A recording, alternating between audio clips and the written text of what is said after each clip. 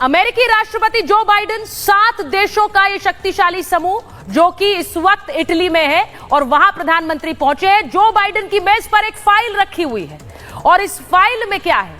Joe Biden की मेज पर जो फाइल रखी है, अमेरिकी संसद का एक प्रस्ताव है। वो प्रस्ताव जो कि कहता है कि तिब्बत चीन का हिस्सा नहीं है।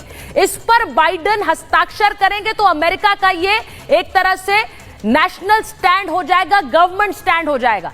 अमेरिका भारत के साथ इस मुद्दे पर खड़ा हो सकता है। तो ये एक तरह की कूटनीतिक जीत भारत के लिए होगी। दुनिया की बड़ी अर्थव्यवस्थाएं इस वक्त वहां इटली में मौजूद है।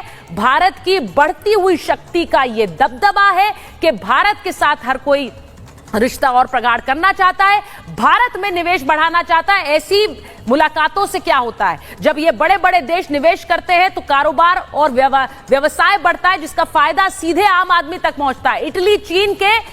इटली ने चीन का जो बॉर्डर रोड इनिशिएटिव था BRI, उससे भी खुद को अलग किया। तो सोचिए, पहला एक यूरोपियन देश जिसने अपने आप को उससे अलग कर लिया था। और अब वैश्विक फैसलों में भारत की मंजूरी और सहमति ये सारे देश चाहते हैं। ये होता है ऐसी मुलाकातों से। रूस विरोधी है ये G7, लेकिन यहां भारत आमंत्रित है। वो भारत जो रूस के साथ खड़ा रहता है, उसे यहां आमंत्रित किया गया है। ये सारे देश जानते हैं कि रूस का भी साथ है भारत को।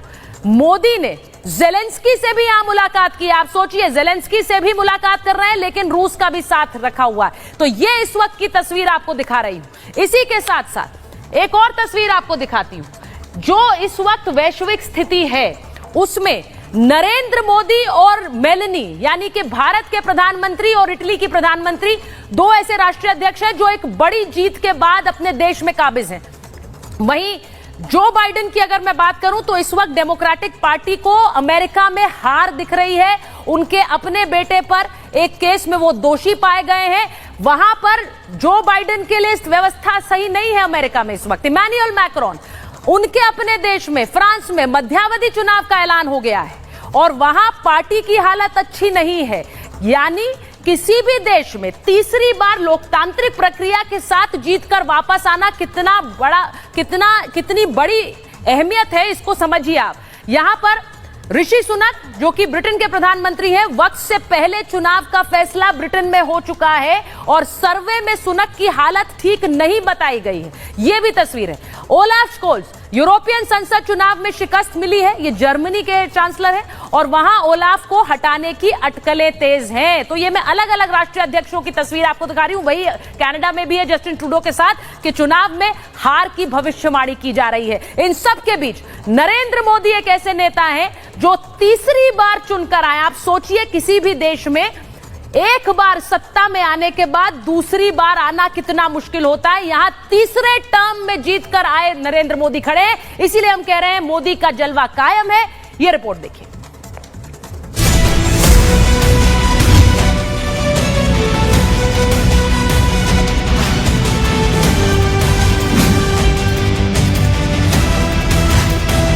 नरेंद्र मोदी तीसरी बार प्रधानमंत्री बनने के बाद अपने पहले विदेश दौरे पर है।